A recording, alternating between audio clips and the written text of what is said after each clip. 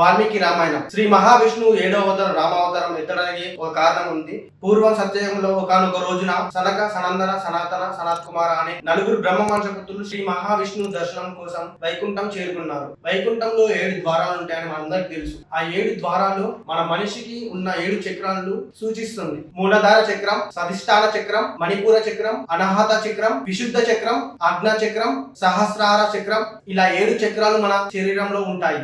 బ్రహ్మమాంసపుత్రులు 6 ద్వారాలు దాటి 7వ ద్వారం దగ్గరికి చేరుకోగానే అక్కడ జయ విజయులు అనే ద్వారపాలికులు ఈ బ్రహ్మమాంసపుత్రుల్ని అడ్డుకున్నారు. అప్పుడు బ్రహ్మమాంసపుత్రులు ఆగ్రహంతో, మమ్మల్ని అడ్డుకోవడానికి మీకు ఎంత ధైర్యమో అని, మీరిద్దరూ పాపులకి నిలయమైన భూలోకంలో పుడతారని బ్రహ్మమాంసపుత్రులు ద్వారపాలికులనే శపించారు. భగవాన్ శ్రీ మహావిష్ణుని వదిలి ఒక్క క్షణం కూడా మేము ఉండలేము అని ద్వారపాలికులు పలికారు. ద్వారపాలికుల సంభాషణ విని శ్రీ మహావిష్ణువు వెంటనే 7వ ద్వారం దగ్గరికి చేరుకున్నారు. శ్రీ మహావిష్ణువుని చూడగానే బ్రహ్మమాంసపుత్రులు వేద మంత్రాలతో స్తుతించారు.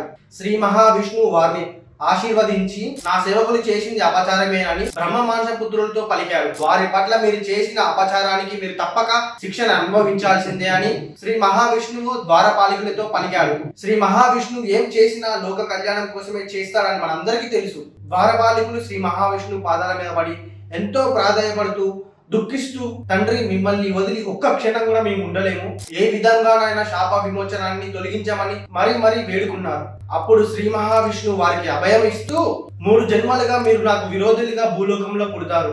లోక కళ్యాణం కోసమై నేను అవతారం ఎత్తినప్పుడు మిమ్మల్ని సంహరిస్తాను. ఆ తర్వాత మీరు మళ్ళీ వైకుంఠానికి చేరుకుంటారు అని శ్రీ మహావిష్ణువు ద్వారపాలికుతో పలికాడు. సత్యయుగంలో హిరణ్యాక్షగా, హిరణ్యకశ్యపుగా, త్రేతాయుగంలో రావణ కుంభకర్ణుడిగా, ద్వాపరయుగంలో శిశుపాల దంతవతుడుగా ఇలా 3 జన్మలు పొందారు. ఈ కలియుగంలో ఒక మానవుడు ధర్మంగా బ్రతకాలంటే భగవద్గీత, రామాయణం, మన పురాణాలు, మన వేదాలు, ఇతిహాసాలు ఇవి చదివితే జ్ఞానాన్ని తెలుసుకొని భగవంతుణ్ణి చేరుకుంటారు. త్రేతాయుగంలో శ్రీ మహావిష్ణువు రామావతారాన్ని ఎత్తడానికి కారణం ఏంటో మీ అందరికీ ఇప్పుడు అర్థమైందని నేను భావిస్తున్నాను. జై శ్రీరామ్, జై భారత్.